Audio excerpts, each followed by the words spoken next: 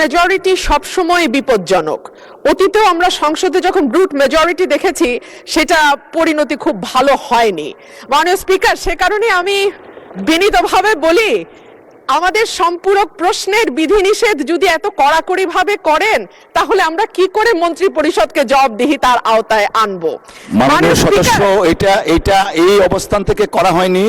We are abide by the rules and regulations of the parliamentary procedure, and I am hereby to declare that I cannot go beyond the procedure. I understand মাননীয় speaker, কিন্তু তারপরেও একটু যদি উদার হই তাহলে বোধহয় ভালো হয়।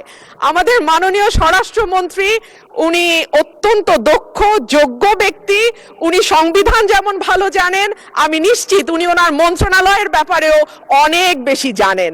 সে কারণেই একেবারে সম্পূরক প্রশ্ন ঠিক ওই মূল প্রশ্নের আঙ্গিকে না হলেও আমি মাননীয় স্বরাষ্ট্রমন্ত্রীর দৃষ্টি আকর্ষণ করে বলছি, বাংলাদেশের মানুষের কপাল এমন যে মরার উপর খাড়ার ঘা সব সময়ই থাকে।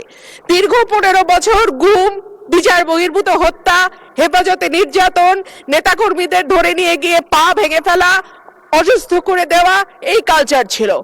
এরপরে অন্তর্বর্তীকালীন সরকারের সময় মাননীয় স্পিকার আমরা দেখলাম মব কালচার। 2024-এর সেপ্টেম্বর থেকে 2026-এর জানুয়ারি পর্যন্ত মাননীয় স্পিকার আমাদের যেই পরিসংখ্যান সেটা বলছে যে 250-300-র উপরে মানুষ নিহত হয়েছে এই মবের খপ্পরে পড়ে। আমার মাননীয় স্বরাষ্ট্রমন্ত্রীর কাছে প্রশ্ন, যেহেতু একটা খারাপ কালচার বাংলাদেশে শুরু হয়েছে এবং আমি নিজেও 21শে ফেব্রুয়ারি সেটার একজন ভুক্তভোগী, সেটা বন্ধ করার ব্যাপারে সরকার কি মেজার নিবে এবং স্বরাষ্ট্রমন্ত্রী এই ব্যাপারে কি কি পদক্ষেপ নেবেন? ধন্যবাদ। ধন্যবাদ মাননীয় সদস্য। মাননীয় মন্ত্রী। মাননীয় স্পিকার, আপনাকে ধন্যবাদ। মাননীয় সদস্যকে অনেক বেশি ধন্যবাদ দিচ্ছি। এই মব কালচারের ইস্যুটি একটা ডিফারেন্ট ডিবেট, আলাদা ডিবেট হতে পারত। যত পরিসংখ্যান তিনি দিয়েছেন 24-এর 5ই আগস্টের পর থেকে এই 26-এর জানুয়ারি পর্যন্ত, সে পরিসংখ্যানটা আমার কাছে নাই। তবে আমাদের কাছে অনুমান আছে। আমরা সরকারের দায়িত্ব পেয়েছি, আমি এটা ক্ষমতা বলতে চাই না, আমরা এই রেসপন্সিবিলিটিটা পেয়েছি। এই দায়িত্ব নেওয়ার পর থেকে আজকে আমরা প্রায় 45 দিনে এখনো হয় নাই, 1.5 মাস হয় নাই। এর মধ্যে ঠিক মব নয়, মবের মতো, কারণ এখানে ডেফিনিশন আলাদা করতে হবে। কোনটা গাইবান্ধার পলাশবাড়িতে থানায় গিয়ে হামলা, সেটা কি মব হবে? নাকি কোনটা 21শে ফেব্রুয়ারিতে মাননীয় সদস্যের উপরে হামলা হয়েছে সেটা কি মব হবে? নাকি উত্তরা একটা বিজনেস সেন্টার, উত্তরা স্কোয়ার সম্ভবত নাম, সেখানে ঘেরাও করে দোকানপাট বন্ধ করেছে, সেটা কি মব হবে? সবকিছুকে মব বলা ঠিক হবে না।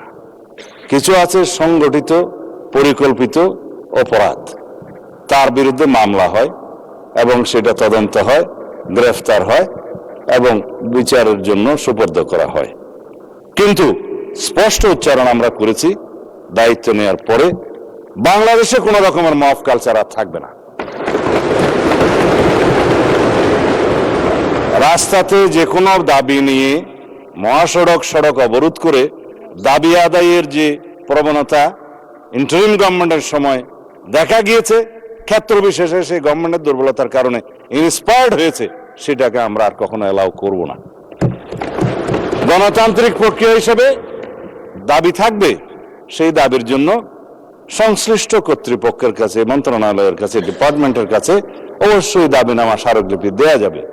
সেই জন্য জনমত সৃষ্টির জন্য সেমিনার, সিম্পোজিয়াম আয়োজন করা যাবে এবং প্রয়োজনে সেটা একটা জনসমাবেশের মাধ্যমে প্রকাশ করা যাবে এবং অ্যাসোসিয়েশন রাইট টু স্পিকস, এগুলো আমরা এনশিওর করব, সেটা করা যাবে। It's Democratic culture.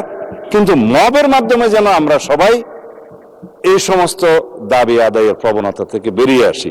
যখন সেটা মব হবে, মবের ডেফিনিশন আলাদা, স্পেসিফিক ক্রাইম হবে, ক্রাইমের ডেফিনিশন আলাদা, কোথাও থানায় গিয়ে আক্রমণ হবে, সেটা আলাদা। আমি এই প্রসঙ্গটা এখানে তুলছি না, কারণ এটা একটা রাজনৈতিক বক্তব্য তখন হয়ে যাবে। কোনোদিন যদি সেই বিষয়ে কেউ নোটিশ দেয়, সেটা করব, অথবা আমারও ইচ্ছা আছে 2-1 দিন পরে 300 বিধিতে আমি একটা বিবৃতি দেব। ধন্যবাদ মাননীয় স্পিকার।